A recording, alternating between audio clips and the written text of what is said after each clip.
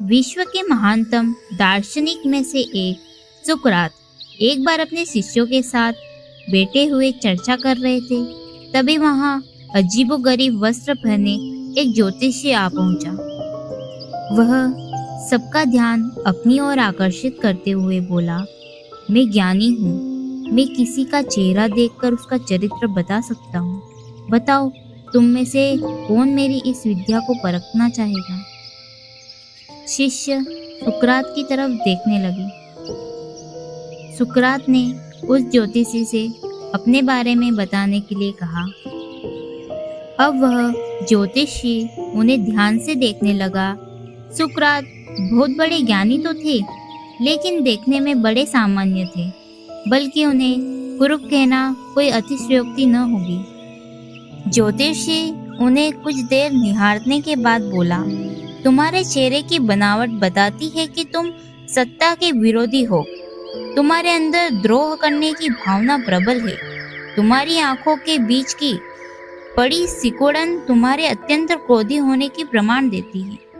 ज्योतिषी ने इतना ही कहा था कि वहां बैठे शिष्य अपने गुरु के बारे में ये बातें सुनकर गुस्से में आ गए और उस ज्योतिषी को तुरंत वहां से जाने के लिए कहा।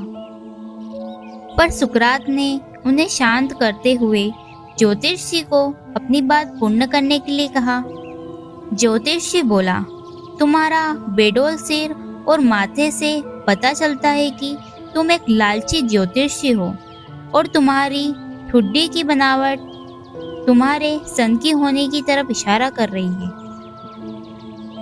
इतना सुनकर शिष्य और भी क्रोधित हो गए, पर उसके उलट सुकरात प्रसन्न हो गए और ज्योतिषी को इनाम देकर विदा किया।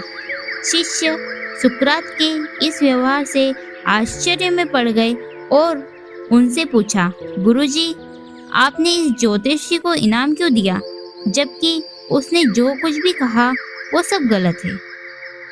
नहीं पुत्रों, ज्योतिषी ने जो कुछ भी कहा वो सब सच है। उसके बताए सारे दोष मुझ में हैं। मुझ में लालच है, क्रोध है और उसने जो कुछ भी कहा वो सब है। पर वह एक बहुत जरूरी बात बताना भूल गया। उसने सिर्फ बाहरी चीजें देखी, पर मेरे अंदर के विवेक को नहीं आंका, जिसके बल पर मैं इन सारी बुराइयों को अपने वश में किए रहता हूँ। बस वह यहीं चुक गया। वह मेरी बुद्धि के बल को नहीं समझ पाया।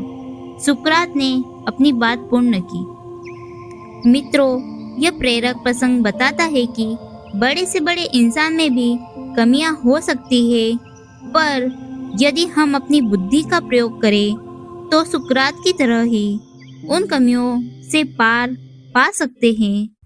आपको यह कहानी पसंद आई हो तो हमारे चैनल को सब्सक्राइब करें और अपने दोस्तों को भी सुनाएं।